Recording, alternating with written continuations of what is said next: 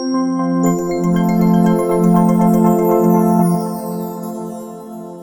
everyone, I am back. It's Dr. Hammond here with your mental health moment. I hope that you've had an amazingly fabulous week. For those of you who are tuning in for the very first time, welcome, welcome. It's Dr. Hammond here with your mental health moment. For those of you who are tuning in to Dr. Nekeshia Hammond YouTube, welcome. Thanks so much for joining. And be sure to subscribe so you can get the latest updates and notifications of Mental Health Moment. So I hope you all are doing well. Let me know in the comments here where you are tuning in from today. I am in the Fort Myers area of Florida today. For those of you who are not new to Mental Health Moment, you know that I'm normally in some new city or whatnot almost every week, it seems like. But this week, I'm really super excited. For the last couple of days into this Thursday, I am ridiculously excited to be volunteering with the Ryan Neese Foundation. There's a student service program that is absolutely amazing. I've been a part of this board for many years, and it's our annual trip with these amazing teenagers doing community service. We're actually working on various projects, one of them being helping some of the victims of Hurricane Ian. So even if you're not in Florida, you probably heard of Hurricane Ian. It was an extremely devastating hurricane. And today, what was really difficult, honestly, was being in one of the homes where we're working on restoring, and it's just really kind of gutting it all out and just trying our best to restore the home and working with these amazing teens who are working on this project, along with many, many other projects this week. But again, thanks for those who are tuning in from today. So that's a little bit about why I'm in Fort Myers this week. For those of you who are new to Mental Health Moment, every first Tuesday of the month is specifically devoted to children and teen mental health, because why? There's so much that is happening, of course, to our youth. So much stress, so much anxiety, so much depression, really weighing heavy on our youth in particular today. And I think this is a really, really important topic, especially for our youth, because of everything that we've been seeing when it comes to social media. So if you weren't aware, you might have seen it on social media somewhere, but the American Psychological Association, they did some recommendations for social media for our youth. Because what's been happening is there's a lot of questions, right? And you may have questions again, like what age should they have social media, and should there be bans? Should there be limits? Like, what do we do as a community? Because as you may be aware of, and even for us as adults, but today we're talking about the kids. A lot of times what happens is we'll go on social media, we'll start to compare our lives to others, right? Man, look at that person, look at that house they have, look at that car they drive, look at that relationship they're in, look at that jewelry, look at that opportunity, look at this, that, da da da da da. The list goes on and on and on. And what do? We start to get into social comparison mode. And so do these kids. But the problem is when you're 10 years old, when you're 12 years old, when you're 14 years old on these apps, and you're comparing yourself to things that are very unrealistic to happen, or things that are distorted, right? We know there's a ton of filtering that's happening online, right? I know we're all guilty, right, of using those filters. There's nothing wrong with using filters, but the problem is when our kids and teens start to see so much filtered information, body image issues come up, depression comes up, anxiety comes up, all these things start to happen to our youth. Why? Because they're comparing themselves to other people's highlight reels. Because again, if you're not new to Mental Health Moment, I always share with you, social media is a highlight reel of someone's life, meaning you are seeing a clip of what they decide to put online. It has nothing to do necessarily with how they're feeling, how they're doing, how their day even went, how their week's going, what happened in their life when they show one short clip. So that is something that the American Psychological Association has actually talked about, that we need to do is be teaching our kids about social media. Because what has happened, and it's changing a little bit now, and let me know what you think about this in the comments, but what has happened is social media came in, kids started getting access, and it's like we didn't have a conversation, or the conversation might have been, hey, be safe online. And it's like, that's it. Safety is important. It's very important. Don't get me wrong. Cyberbullying, there's predators, there's all sorts of things they shouldn't be seeing online, right? So safety is important, but it's more than just safety now, because now we're dealing with depression. Now we're dealing with anxiety. Now we're dealing with kids looking, man, why don't I have these shoes and these clothes and this and that? all these sorts of things, feeling bad about themselves, having suicidal thoughts, having thoughts that they're not as good enough. Like all these things are starting. Not everything. I'm not here to completely blame social media, but one of the things that is happening is kids are having these issues. Some kids are having these issues because of their social media use and not understanding how to use it. Right nowadays, many kids I meet, when I ask them what they want to be when they grow up, it's like a YouTuber, right? And there's nothing wrong with that. Well, listen, some of y'all are watching this on YouTube right now, right? There's nothing wrong with that. There's nothing wrong with wanting to help the world, be an influencer or whatever kids want to be. But the issue is when they don't understand how to use social media, and it's leading to depression and anxiety and self-harm and low self-esteem and all these sorts of things. That's when it becomes an issue, right? So one of the recommendations, again, so for those of you just tuning in here, we're talking today about our youth and social media, which is a big story. It's recommendations are out now because there is a problem, as we know, with for many youth using social media, using different apps, using these platforms, and starting to get really depressed, starting to compare themselves, starting to get anxiety. Some kids don't want to go to school because of what they see on social media, or rumors start, and all sorts of stories I've heard, right? We know this is the case. So one of the things they recommended, adolescents should limit use of social media for social comparison, particularly around beauty or appearance related content, right? Because of the social comparison that we just talked about. Another thing, adolescents, this is from the American Psychological Association, adolescent social media use should be preceded by training in social media literacy, right? We talked about that before, to ensure that users have developed basically competencies, right? Because again, we're not training kids. We're saying, hey, be safe. Please be safe. We're going to monitor. We have these apps, which are good, and additionally, we have to make sure that they're taking care of themselves. What does that look like? What does self-care look like? What does your mental health look like? You are number one. You are the priority. These are the messages that we have to be sending to our youth instead of the world around them telling them how to live, and instead of them going online and comparing themselves or being upset because they didn't get a million views on TikTok or whatever it is that the issue is that is causing their mental health crisis or their issues, right? So this is really, really important. So here's the thing. So let me, before I go continue with a couple more, just a few recommendations from the American Psychological Association. What I do want to say is this is, depending on where you live in the world, there are different rules when it comes to social media, right? We were very well aware. There's some countries that have banned certain apps for kids. They've cut off certain ages. I believe, don't quote me on which state, but there is a state or maybe two now that has banned social media for certain age groups, if they're under 18 or if they're under whatever age. All these things are happening, but here's the problem.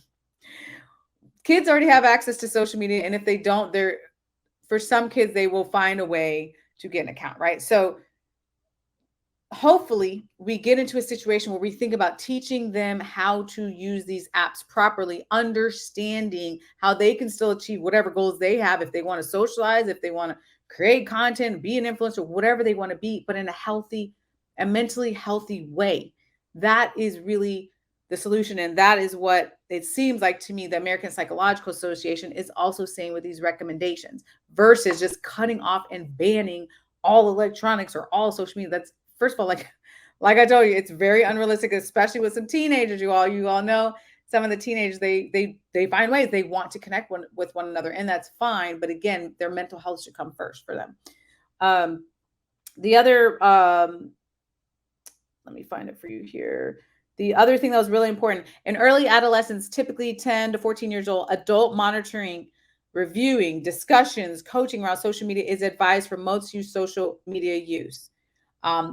They really want these really young ages, the late elementary, the middle school ages, for parents and caregivers to really be having conversations critically at that time. And then as they get more into high school, of course, the conversations will change, but still really important. It did say also, a combination of social media limits and boundaries and a discussion and coaching around social media use. But it's opening the doors up to conversations, because here's the thing. You know what's funny? So when I wrote one of my books that I wrote about emotionally healthy children, that was back in 2016. What was funny was they're back at that time, there was a huge focus, understandably, with safety and being online and being on screens and how much screen time, all the things, which is important. But now we're really starting to see more of a focus on kids, more of a focus on them making sure they're taking care of themselves. So, in addition to the conversations we want to have about smoking, about drinking, about sex, about whatever other things you need to be having the talk about with your child and your parent values, one of the things you have to be sure to add to that list is social media and what it means. This should be like, and like the top 10 things, like, oh, we need to have this discussion, and not just about safety important, but the other parts too. They're really they're really suggesting, when it looks at different ages and things like that, adolescents should be informed explicitly and repeatedly in age appropriate ways about the manner in which their behaviors on social media may well, first of all, maybe used, stored, or shared with others. This is directly, again, for those of you who are joining, from the American Psychological Association. This just came out last month about social media use in our youth. Because another thing that, we think, sometimes we think kids have the same knowledge and information we do as adults, which is absolutely not true. Sometimes kids are shocked. A 12-year-old might be shocked to be like, hey, you know what? All this information you're putting online about yourself, maybe some of it is inappropriate posts. These are stored. These are stored. This is your information that is being stored right now. This is how it could be used. This is who could see it. You don't know, if you're 16 years old and you're trying to apply to some job, you don't know who's going to be looking at your social media, because a lot of companies do. These sort of conversations are very critical as well, because again, we cannot assume youth understand. Usually what happens is they go, ooh, I want fill in the blank. If it's Snapchat, TikTok, Instagram, or whatever it is they want to use, or some other new thing that's out, they go, ooh, because I want to connect with friends. Then it becomes, I want to see what other people are doing. Ooh, what is this person doing with money? What is this person doing with these clothes? What is this person doing, whatever they're doing in their reality show life, or whatever it is that they're watching, right? There's different things that kids are really into. That's usually how it starts. Most kids are not thinking about, man, let me think about my mental health. Let me think about my self-care. How much time am I spending on this app? Most kids are not thinking like that, right? Which is why it's important for us, again, parents, grandparents, whomever you are, caregivers, if you work with kids, to be having these critical conversations about social media. There's many young kids, I mean, a lot of young kids now, that understand how to swipe, understand how to use iPads, understand how to swipe through their YouTube Kids or whatever it is they're watching on their phone, and their infants and their toddlers. So that really, I mean, that's one piece. Yes, the screen time. But when they get older and they get old enough for social media, like the TikToks, the Instagrams, Snapchats, or whatever else that they choose to be on, these are the critical conversations that need to be happening. You should absolutely, if you're a grandparent and you're, however, you're involved in this child's life, and you see some red flags, right? Because there are red flags. And again, I am not here to say that just because a child has low self-esteem, depression, anxiety, issues at school, or whatever they're going through, is all because of social media. Of course not. But could that be a factor? Sure, depending on how much their usage is. But if you see, I know we're talking today about social media and youth, but even if it has nothing to do with social media, you all, as an aside, and you see something as a friend of the family, grandparent, aunt, uncle, or whatever way you serve this family, and you see something that's a red flag, please alert their parents.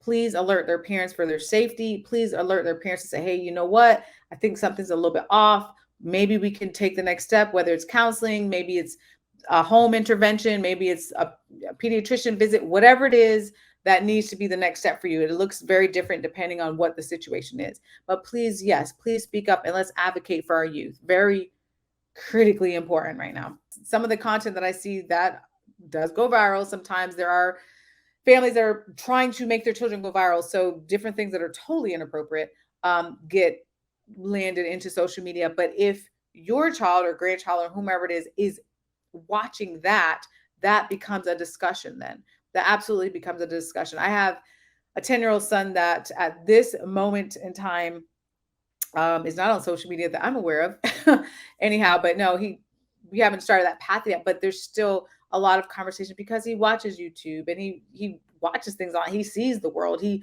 watches sports, he sees things that are happening. And so nonetheless, there's still a lot of conversations and a lot of discussions about what is happening. So it's the same thing when it comes to social media. We have to be discussing. If your child sees something, or your teen or whatever, that they're like, whoa, what's this? And they start a conversation with you, or even if you don't and you're aware they watched it, that's a critical learning lesson that can happen. The red flags, well, I'll just talk the red flags as I wrap up here. I'll talk about the red flags in general when it comes to kids, when it comes to their mental health. And again, every child is different.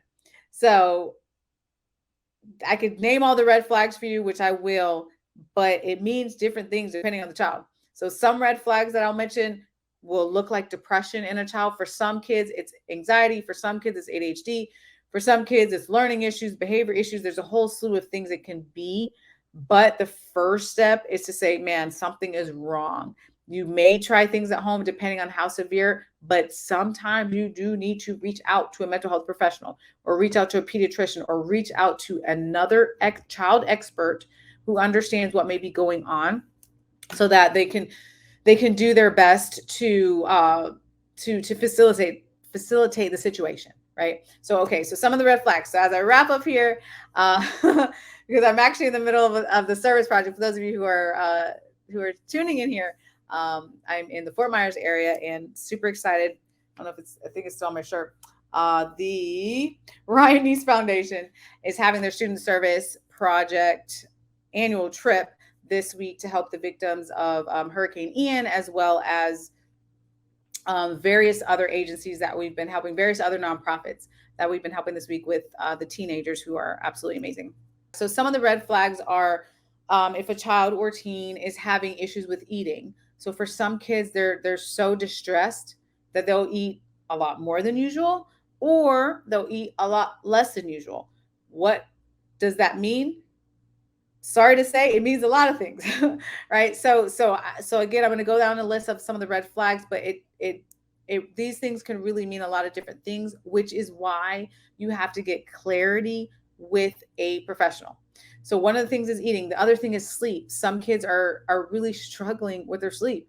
So they may be waking up through the night. They may be having problems falling asleep. They may be having problems waking up in the night and having problems going back to sleep, or they're waking up too early, not getting enough sleep, or getting too much sleep. And I do not mean the teens that take a couple extra hours or don't want to wake up till 10, 11 in the morning. I'm not talking about those teens. I'm talking about really taking a long amount of time to be sleeping when they need to be functioning, or taking a lot of naps to try to withdraw from others. Right? So there's eating, there's sleeping. A lot of times mood can be an issue with kids. We see more irritability, more agitation, more frustration. Especially with depression, sometimes kids are just very agitated. It can be externally expressed, where they're maybe acting out at school, or grades start to decline, not listening, defiance, or sometimes it's more internally, where a kid will shut down, or a kid will have all these different thoughts going through their head. I'm not good enough. I'm stupid. I'm dumb. I'm ugly. Like, just all these negative thoughts that are happening, which cause a lot of distress, which sometimes are linked to social media, right? So sometimes it has to do with thoughts. Sometimes it has to do with anxiety. Sometimes it has to do with thoughts of hurting themselves. Like, so there's a lot, and those are just some, but there's a lot of red flags and things to look for. But it's the eating, the sleeping, the mood. How's energy level? Are they tired all the time? Are they saying negative things about themselves all the time? Are they having problems with attention and concentration? Are they having issues in school at all, with grades, with peers, with teachers, right? There's a whole list of things to be considering. Now, I share that, and I know I went through that a little bit fast. I share that, though, to say that absolutely does not mean that it depends on a lot of different things. It does not necessarily mean any of that is linked to social media, but it could be. But I always say, in every single speech I've been giving in the last couple of years here, a reminder when I talk to groups, that this is not just a mental health issue. I am extremely grateful that the American Psychological Association put out these tips and these recommendations, and there's more. I just gave a couple of them today. If you wanted to get the rest, you can go to apa.org, apa.org, P as in Paul, A.org. American Psychological Association, and just type in, social media youth. It's again very fresh, very new set of recommendations if you want to see the whole list. But I'm grateful for what they do. But again, it's not just mental health professionals. Being a consultant, it takes teachers, it takes educators, it takes parents, it takes grandparents. It does take the community if we want to be saving our youth and we want to be helping our youth. So I am going to wrap up here, you guys, because I have to get back to these amazing teenagers on this trip. We're going to continue our functions this week, and I'm super proud. I'm just super proud of these. I know I'm talking about youth today because the first Tuesday of the month on Mental Health Moment, and getting to share this last couple of days with the youth it's just amazing. It's an amazing thing every year. So I'm going to head back to them. But if you need me at any time, you can always reach me, dr.nekeshiahm.com, or you can reach out on Instagram, Facebook, YouTube, LinkedIn. If you're watching the replay on YouTube, be sure to subscribe. I will be back next Tuesday, 8 p.m. Eastern Standard Time, right here on Black Women Empowered Incorporated Facebook page, YouTube, and LinkedIn. Have an amazing week, you all. Please bless a child in your life. Please help them in whatever way you can, because there's a lot of need right now. Everything you do matters and everything counts. So have an amazing week. Thank you for what you're about to do to help youth. And I'll see you all next Tuesday. Bye, y'all.